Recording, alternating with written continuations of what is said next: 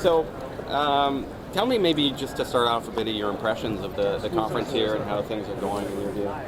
I mean, on the one hand, it's such a madhouse that it's hard to imagine that 10,000 sleep-deprived, diplomats and NGOs could fashion something useful, but I think that probably they have. It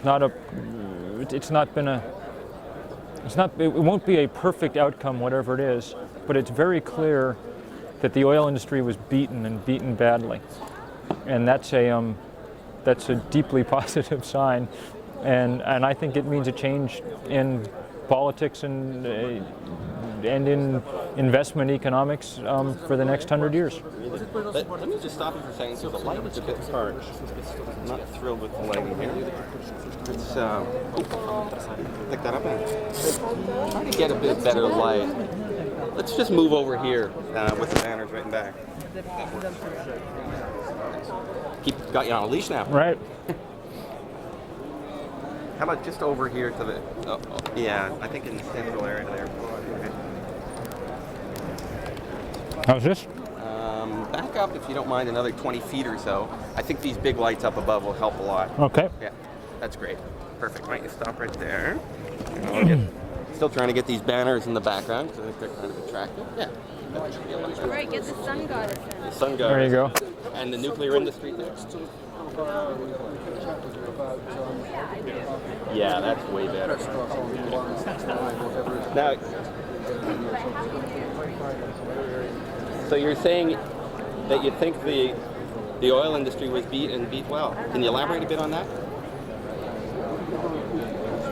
They're going to be, the handwriting is clearly on the wall. People are going to be using less, not more, fossil fuel. They're going to be doing it in the developed countries first, and then they're going to be doing it 15 years from now in the developing countries. And that's an enormous change from the business as usual arc that we would have followed otherwise. Whether or not it's enough to come soon enough and will be deep enough to prevent dramatic damage, no one really knows. The science is not exact enough to tell you that 450 parts per million CO2 is sustainable or isn't. I think my reading of the science is we're going to go through a lot of painful stuff, but maybe we've arrested things in time that they won't be catastrophic. That's the optimistic view. And it depends on a lot of things that are still have to happen. Having set these goals, we have to figure out how we implement things to make them happen. It's going to be very difficult. It's going to be especially difficult in the United States because we're not big on sacrifice of any kind, and because we're using unbelievable amounts of energy and more every year. So we still have to see the will exerted to actually do what we now are about to say we're going to do. But it's a better proposal than I would have bet we'd come out of here with. It's interesting you say that because there's so much. When I talk to people, they're generally pretty cynical about the discussions. And you got to remember, I've been on doing mostly nothing but think about this issue for 10 years, and for the first 7 or 8 of those years, no one did anything at all about it. And it's a great relief to me to see people at least doing something. I think it's an incredible credit to the environmental community that we're as far as we are. That the reason that Al Gore had the willingness to come here and do what he did was because he thinks that it's possible to win this battle at home, and I think he's right. So the sense you have and that he has is that the American people want to see some action, and notwithstanding the pressures from industry, they're going to get it? They're going to see some changes? I think they may. The oil industry spent tens of millions of dollars trying to scare people before this thing happened, and it didn't work. There's no sign that Americans are freaked out about the prospect of this, and in fact, almost all Americans know deep in their hearts that we're energy pigs, and when I give talks to people and start talking about the absurd fact that we're all driving tanks now around North America, and instead of cars and things. People laugh. I mean, they laugh a little sheepishly because many of them own sport utility vehicles, but they laugh. They know what I'm talking about. Our advantage is we're such energy pigs that we'll be able to make the first set of changes relatively easily. There's unbelievable amounts of waste that'll be pretty easy to capture.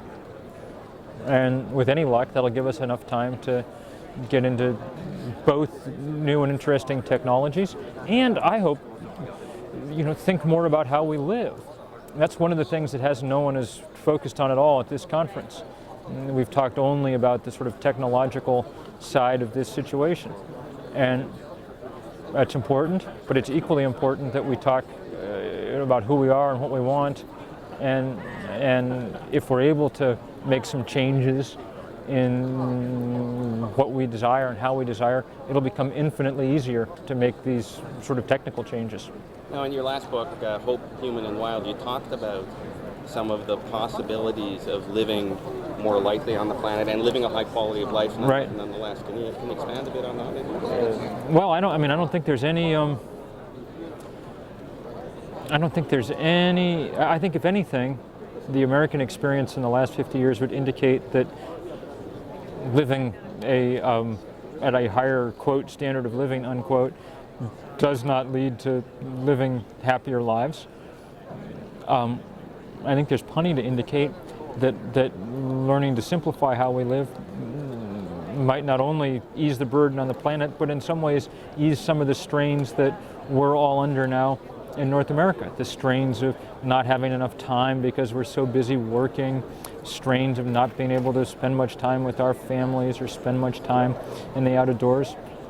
For me, it's been useful to travel to other places that have tried different approaches and see some of the results of those.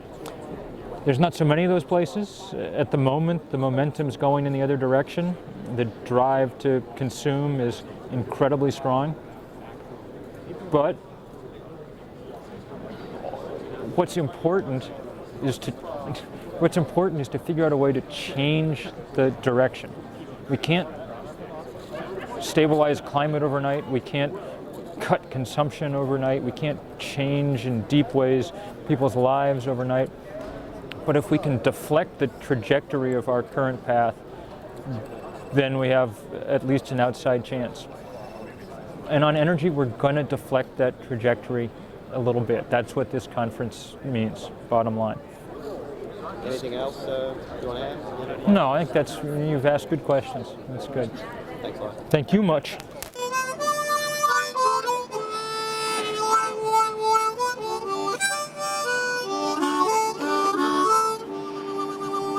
Cops are watching us.